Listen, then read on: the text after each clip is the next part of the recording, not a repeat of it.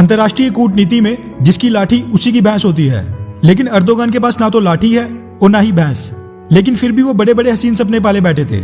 जिस नाटो संगठन के मूल मंत्र को लात मारकर टर्की के राष्ट्रपति अर्दोगान ने पिछले कुछ समय में एक के बाद एक नाटो विरोधी हरकतें की हैं, अब वही टर्की के राष्ट्रपति अर्दोगान उसी नाटो संगठन की दुहाई देने को मजबूर हो गए हैं। और इस बार अर्दोगान को आसमान से नीचे जमीन पर गिराने का काम किया है दूसरे नाटो सदस्य देश कनाडा ने। दरअसल टर्की के राष्ट्रपति अर्दोगान के सर मुस्लिम उम्मा का कीड़ा इस तरह सवार हो गया कि उन्होंने पिछले कुछ समय में कई नाटो विरोधी काम कर दिए हैं। सबसे पहले नाटो के सबसे बड़े दुश्मन रशिया से S-400 मिसाइल डिफेंस सिस्टम की डील करना, फिर उसके बाद अमेरिकी F-16 पर उसकी टेस्टिंग करना, उसके बाद दूसरे नाटो सदस्य देश ग्रीस और फ्रांस पर सैन्य कार्रवाई करना, और अभी हाल ही में सीरिया से जिहादी लड़ाके अजरबैजान की तरफ से लड़ने के लिए भेज देना। अमेरिका, फ्रांस और नाटो के बाकी सदस्य देशों ने टर्की की इन हरकतों पर चिंता तो जताई थी, मगर कार्रवाई अभी तक किसी ने नहीं की थी। लेकिन अब कनाडा ने यह फैसला किया है कि जो टर्की अपने हाईटेक ड्रोन्स बनाने में इस्तेमाल होने वाले स्पेयर पार्ट्स कनाडा से खरीदता है, उनकी सप्लाई अब कनाडा टर्की को रोक देगा।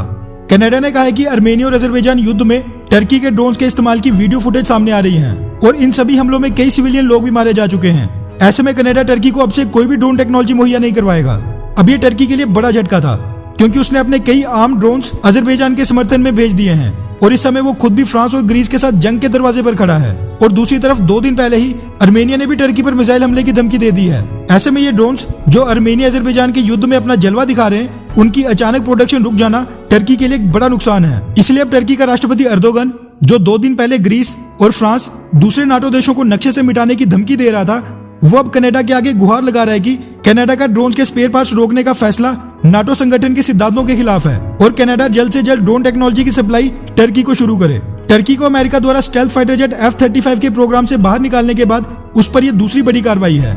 टर्की की अर्थव्यवस्था की पहले ही बड़ी खस्ता हालत है और टर्की की करेंसी लीरा इतिहास में अपने सबसे बुरे दौर से गुजर रही है। ऐसे में टर्की के राष्ट्रपति अर्दोगान को यह समझना चाहिए कि बिना फालतू में दूसरे देशों के मसले में टांग अड़ाना बुरी बात है और वो दोबारा ऐसा कभी नहीं करें, वरना परिणाम स्वरूप टर्की की हालत भी उसके दोस्त पाकिस्तान की तरह हो जाएगी, जो व्यापार के नाम पर चाइना को मुर्गे के पंजे और गधे बेचता है।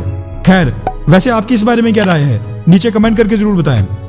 अच्छा सुनो, चैनल को सब्सक्राइब करो, उसके बाद घंटी बजा देना ताकि अगली वीडियो आपसे मिस ना हो पाए।